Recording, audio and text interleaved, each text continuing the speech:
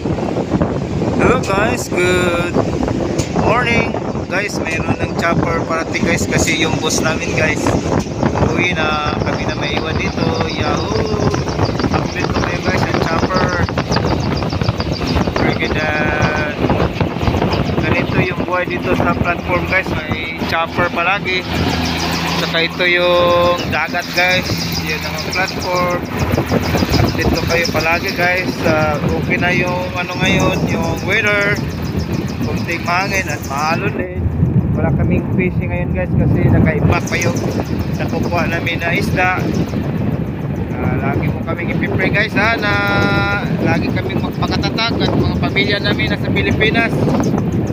Just pray for us, always safe in our work. Pupunta kami dito na kumpleto, uwi din kami ng buong kumpleto din. At kayo nandyan sa Pilipinas, pamilya, kapuso, kamag-anak, kakuya, kaate, mag-iingat kayo dyan. Laging tatandaan ang buhay, weather lang. At magdasalan tayo palagi. Kahit saan sulok ng mundo, maraming Pilipino na nagsisikap. Dito kami guys, apat na kaming Pilipino dito sa isang platform.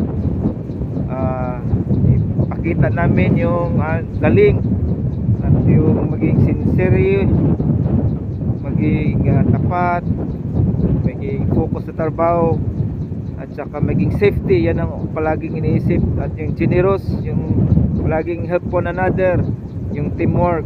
Ito ang ginagawa namin dito guys, yung hospitality, yung maging caring, concern, lalo na sa safety na sa pagtatrabaho guys. Hanggang dito muna guys. This is DJ Freeman Vlog. Mabuhay, God bless us, and more power. Bye.